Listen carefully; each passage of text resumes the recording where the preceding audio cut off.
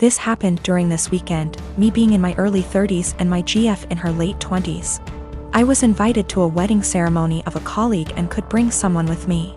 I asked my girlfriend that I've been dating for a year if she would like to join me, and she was really happy because she apparently loves weddings. Since we don't live together, I drove to pick her up so we'd have some time to spare before the ceremony. As she comes out, she looks really beautiful and has obviously put in time to fix her hair and makeup. She's also wearing an off-white dress that was rather ornate. As she got in, I told her that she looked stunning, but I asked if she could change to a different colored dress for the ceremony.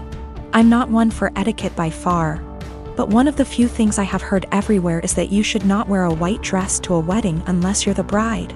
She became pretty upset and wanted to know what was wrong with her dress. I said that it would be inappropriate to wear a white or off-white dress unless you're the bride, and that it's like wedding law or something. Trying to be light-hearted about it. She rolled her eyes and said that it was an outdated tradition about women and virginity, and that when her friends got married everyone wore white and that it's not a big thing anymore. I told her that I don't know what the dress code is for this ceremony, but since it's not saying all white clothes, I still thought she should change to another color, but white or almost white, because my colleague was getting married and we had no idea how she felt about it.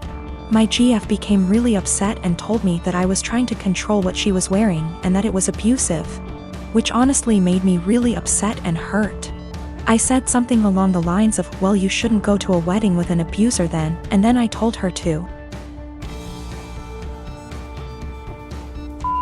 off out of my car.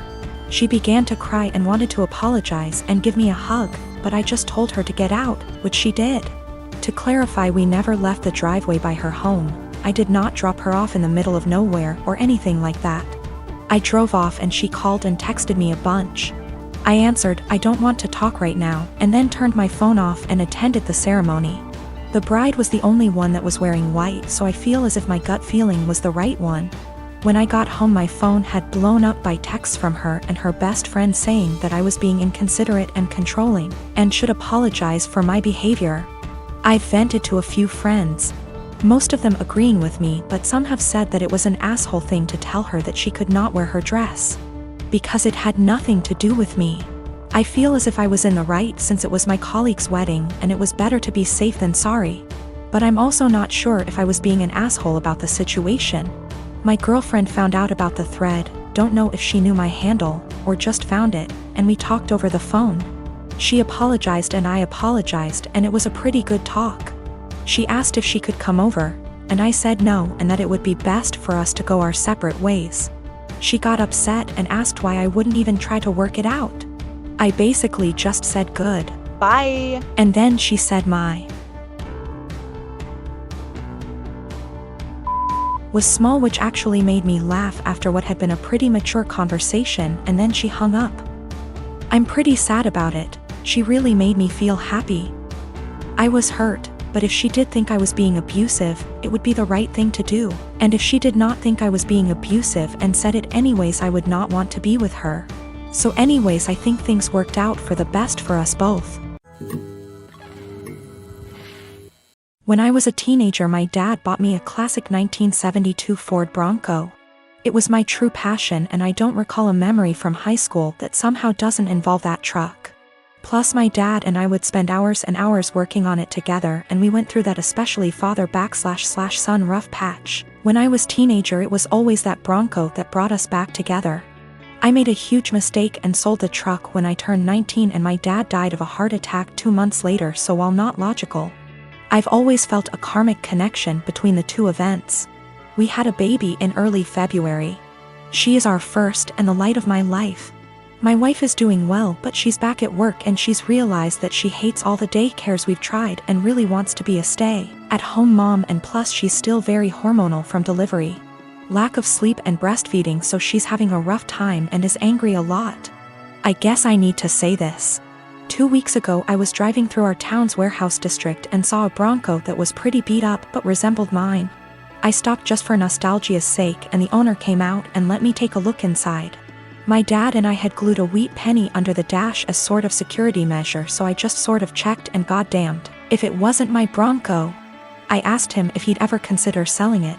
He said actually someone was on 25 as we spoke from Colorado to buy it for $21,000.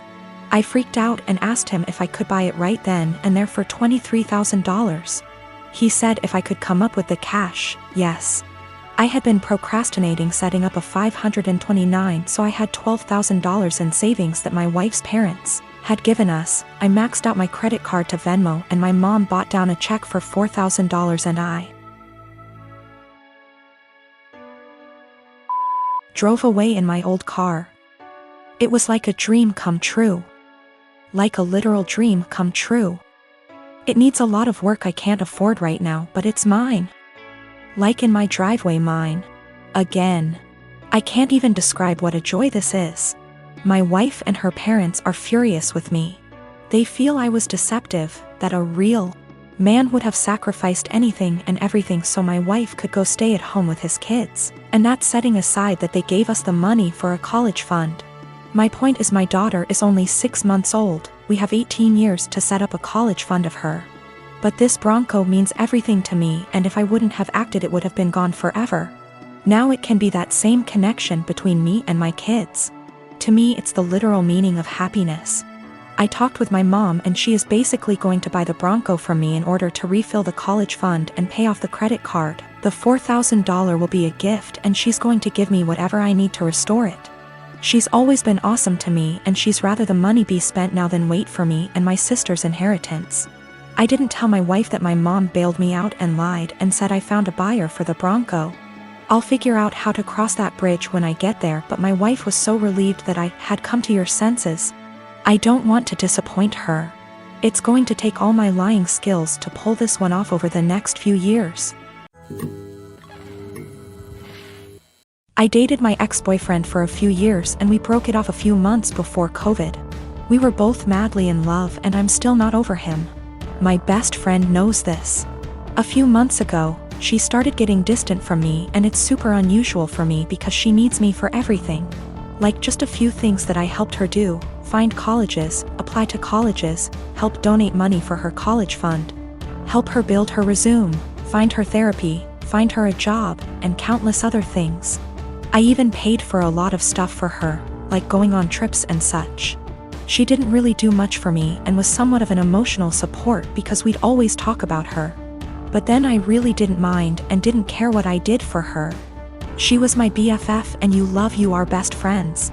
They're sisters. Last month, she broke and told me that the reason that she's so distant is because she's quarantining with my ex and they're a thing. Whatever hopes I had of getting back to my ex are squashed because I don't think I can get over him hooking up with my best friend. I'm super heartbroken and I know that you don't own people, but that doesn't mean that you can't be upset about their betrayal. Yes, dating your best friend's ex that she still loves is a betrayal. She asked me if I was happy for her, because she finally got a good job and a nice boyfriend. That job she has is solely because of me, because I asked an old acquaintance to return a favor by hiring my best friend. He wanted to hire someone else, but I begged him to hire her. I know how people are sometimes hurt, but then they say, "But I'm truly happy for you." I honest to God don't think they mean it, and when I say I'm happy for someone, I want to mean it. I'm not happy for my friend. I just am not. I can't make myself be. I told her as such and told her to stop contacting me. She's now blowing up my emails and DMs because she's so hurt by what I said to her. My dad said that I should have just kept this to myself since I know my best friend is a sensitive person and is hurt. But what about me? Am I given a sensitivity pass because I've looked after my friend for so long? Do my feelings just stop matching at some point? She called me with the news and said that she didn't know how to tell me, didn't apologize. And then she followed it up with how she's finally doing well and doesn't have to rely on me for money since she has a nice job, and also a nice boyfriend. I told her I was not happy for her. I reminded her that I got her the job, she knew and was fine with it. And that I've done so much for her over the years, and she thanks me by backstabbing me and getting with my ex. She knew that it would hurt me, and if she'd done it when I was well over him or with my permission, I'd feel differently. Then, I told her to not contact me again because clearly I'm her friend, but she was never my friend and I want to stick with people who are supportive toward me and reciprocate my friendship.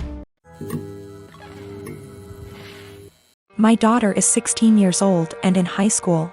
I noticed recently that she's been behaving in a bad manner, constantly commenting on other people's looks, belongings, calling them stuff that isn't cool, and just being insensitive. It's like she lost a filter or something, because usually she's polite, but my wife suspected that our daughter's sudden misbehavior occurred after she started hanging out with new girls from the school. Basically the mean type, and have picked on their behavior. I've sat with my daughter and had many discussions about how her behavior has been negatively affecting everyone around her. Our housemaid is the person most affected here, and my daughter has chosen her to be her target for hair, clothes, etiquette, criticism. She has complained about our daughter calling her offensive names like filthy and gross for cleaning certain areas in our house. I took a stand and explicitly told my daughter I'd punish her if she ever said stuff like that to our housemaid again.